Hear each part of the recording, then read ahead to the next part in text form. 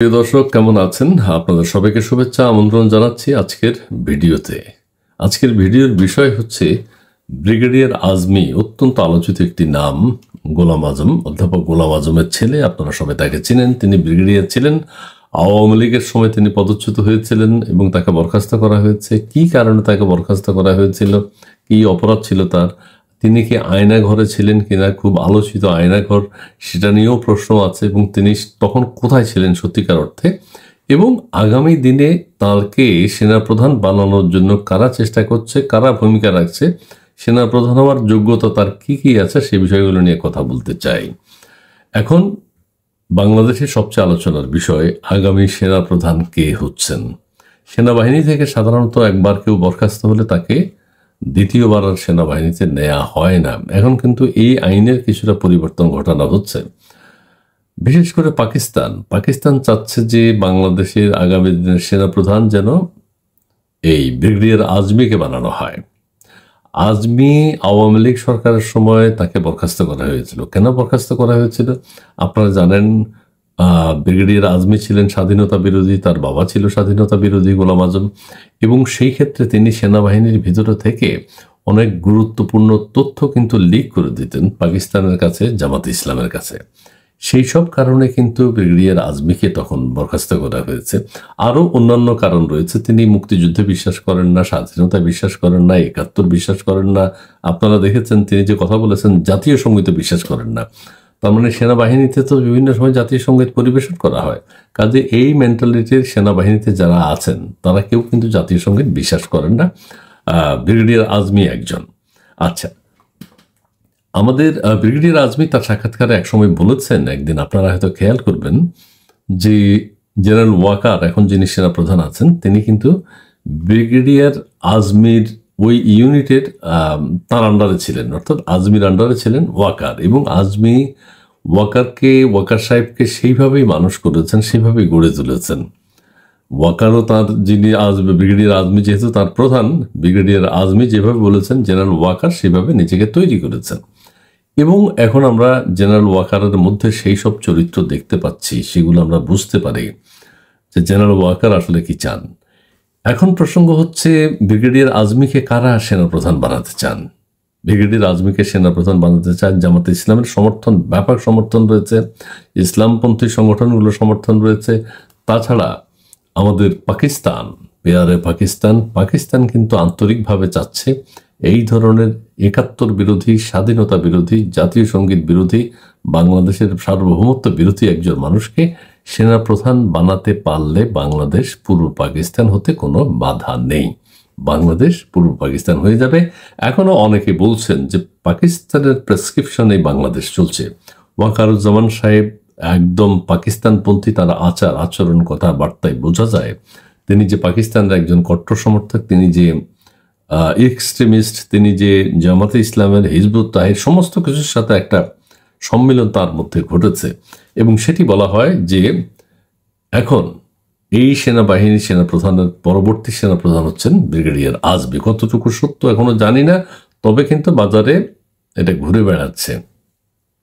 এবং সেনাপ্রধান হওয়ার সমস্ত যোগ্যতা ব্রিগেডিয়ার আজমির আছে। সেই যোগ্যতাগুলো হলো, তিনি স্বাধীনতা বিশ্বাস করেন না, তিনি ৭১কে বিশ্বাস করেন না, তিনি মুক্তিযুদ্ধকে বিশ্বাস করেন না, তিনি দুই পাকিস্তান এক হোক সেটাতে বিশ্বাস করেন, তিনি বাংলাদেশ থাকুক এটা বিশ্বাস করেন না, বাংলাদেশ পূর্ব পাকিস্তান হোক সেটাতে বিশ্বাস করেন, তিনি জাতীয় সঙ্গীত মানেন না, জাতীয় সঙ্গীত মানতে চান না, জাতীয় সঙ্গীতে তাঁর বিশ্বাস নেই, বাংলাদেশের স্থপতি জাতির জনক বঙ্গবন্ধু শেখ মুজিবুর রহমানের প্রতি তাঁর বিশ্বাস নেই, কোনো কিছুতে নেই। এই সমস্ত যোগ্যতার কারণে ব্রিগেডিয়ার আজমি হচ্ছেন ১ নম্বর চয়েস সেনাপ্রধান হওয়ার, এবং তবেই বাংলাদেশ পূর্ব পাকিস্তানের অঙ্গীভূত হতে পারবে। আরেকটা গুরুত্বপূর্ণ বিষয় হচ্ছে, ব্রিগেডিয়ার আজমি আয়নাঘরে ছিলেন। আয়নাঘর বলা হয়, আয়নাঘর কোথায় কোথায় সে আয়নাঘর নিয়েও নানান সমস্যা আছে। একটা কল্পিত ঘর বানানো হয়েছে আয়নাঘর। আচ্ছা, ব্রিগেডিয়ার আজমি কোথায় ছিলেন? কর্নেল হাসিনুর, অবসরপ্রাপ্ত কর্নেল হাসিনুর, তিনি একবার বলেছেন ব্রিগেডিয়ার আজমি এসি রুমে ছিলেন। ঠিক আছে, ওই যে যখন আয়নাঘর আবিষ্কার করলো ব্রিগেডিয়ার আজমি গেলেন, কিন্তু কর্নেল হাসিনকে সেখানে ইনভাইট করা হইল না, তখন তিনি ক্ষোভে দুঃখে এই সত্য কথাটি বলে ফেলেছেন। আবার কেউ কেউ বলছে, যেটা অত্যন্ত গুরুত্বপূর্ণ, ব্রিগেডিয়ার আজমি আয়নাঘর বলা হয়, তিনি তখন ইংল্যান্ডে ছিলেন। আমি আবারও বলছি, ব্রিগেডিয়ার আজমি তখন ইংল্যান্ডে ছিলেন এবং তার পরিবারের প্রায় সকল সদস্য ইংল্যান্ডে, তাদের সেখানে ব্যবসা বাণিজ্য আছে, তাদের এস্টাবলিশমেন্ট আছে। এবং ব্রিগেডিয়ার আজমি ইংল্যান্ড থেকে পাকিস্তানের সাথে যোগাযোগ করতেন এবং তিনি 2-3 বার ইংল্যান্ডে থাকা অবস্থায়, আয়না ঘরে থাকা অবস্থায়, মানে ইংল্যান্ড আয়না ঘরে থাকা অবস্থায় তিনি পাকিস্তান ভিজিট করেছেন। এই কথাগুলো কিন্তু এক ধরনের প্রচলিত আছে। ব্রিগেডিয়ার আজমি কোথায়, কোন আয়না ঘরে ছিলেন, কেউ কি কোনো সঠিক তথ্য পেয়েছেন? কিসে ছিলেন তিনি? কি অসুস্থ ছিলেন? আয়না ঘরে কি বন্দি, কষ্ট, মানবেতর জীবন? তিনি একটা গামছা দেখিয়ে বলেছেন 8 বছরে এই গামছা দিয়ে তিনি চোখ মুছেছেন, বঙ্গোপসাগরের পানির পরিমাণ পানি তিনি এই গামছা দিয়ে মুছেছেন। কাজেই অনেক কিছু নিয়ে এখন নানান সমস্যা কিন্তু তৈরি হচ্ছে। তবে ইংল্যান্ড থেকে আজমি যে পাকিস্তান গেছেন কথাটা সত্য। আরেকটা কথা বলি যে সেনা প্রধান এবং পাকিস্তানকে তিনি ভীষণ রকম ভালোবাসেন, পাকিস্তানের প্রতি তার আনুগত্য আছে, পাকিস্তানের মানুষের প্রতি ভালোবাসা আছে, পাকিস্তানের শাসনের প্রতি ব্রিগেডিয়ার আজমির ভালোবাসা আছে। সেই ভালোবাসা আমরা ওয়াকারুজ্জামান সাহেবের মধ্যেও দেখতে পাই, কারণ ব্রিগেডিয়ার আজমি ছিলেন ওয়াকারুজ্জামান সাহেবের সিনিয়র। সেই ক্ষেত্রে ওই একই টিমের, একই সেনাবাহিনী থেকে শব্দটা বলে, একই গ্রুপের ব্রিগেডিয়ার আজমির আন্ডারে আমাদের এই সেনাপ্রধান ওয়াকারুজ্জামান ছিলেন। এবং ওয়াকারুজ্জামান সাহেবের যেটি এখন আলোচনা চলছে, নানান দিকে তার যে পদক্ষেপ, কথাবার্তা সব কিছু শুনে মনে হয় ওয়াকারুজ্জামান সাহেব ব্রেইন ওয়াশ করা, এবং তিনি সেইভাবে বাংলাদেশ সেনাবাহিনী চালাচ্ছেন। এবং বাংলাদেশ সেনাবাহিনীর অধপতনের যে জায়গাটা, সেটাই আমাদের ওয়াকারুজ্জামান সাহেব করেছেন। এবং বাংলাদেশ সেনাবাহিনীকে তাদের যে যোগ্যতা, তাদের শৌর্য বীর্য, সেখান থেকে সরিয়ে তিনি আনসারে পরিণত করেছেন, আনসারের ভূমিকায় নিয়েছেন। কারণ ছাত্ররাও এখন তাদেরকে হুমকি দিতে পারে, সাধারণ মানুষও হুমকি দিতে পারবে, কারণ তিনি সবাইকে ক্ষমা করে দিয়েছেন যে এরা বড় হলে লজ্জিত হবে। কাজেই এখন অল্প বয়সের কেউ, 30 বছরের নিচে হলেই হবে, যে কেউ সেনাবাহিনীকে নিয়ে যে কোনো উক্তি করতে পারেন, কটূক্তি করতে পারেন, ধ্বংস করে দিতে পারেন, ধ্বংস করে ফেলবো বলে হুমকি দিতে পারেন। আবার সিনিয়ররাও করতে পারবে। যদি আমরা ব্যারিস্টার ফুয়াদের কথা বলি, তিনিও তো বলেছেন ক্যান্টনমেন্ট উড়িয়ে দেবেন। কাজে তারও যেহেতু কিছু হয় নাই, তার মানে সব বয়সের সবাই সেনাবাহিনীকে নিয়ে হুমকি ধমকি সব কিছু দিতে পারবেন। তারপরে শেষ কথা আমি যেটা আবারও বলতে চাই যে ব্রিগেডিয়ার আজমি, তাকে নিয়ে কথাবার্তা চলছে।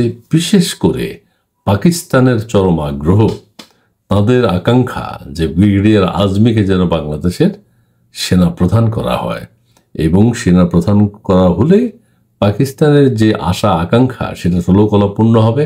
এবং বাংলাদেশের যেসব গোষ্ঠী আপনারা জানেন জামাত ইসলাম করে, তাদের ষোলকলা পূর্ণ হবে এবং বাংলাদেশ পূর্ব পাকিস্তান হতে আর কোনো বাধা থাকবে না। এবং ব্যাপক পরিকল্পিত, আমি এর অতীতে গেলাম না, অনেক ষড়যন্ত্র বাংলাদেশে হয়েছে, অনেক রকম ষড়যন্ত্র হয়েছে।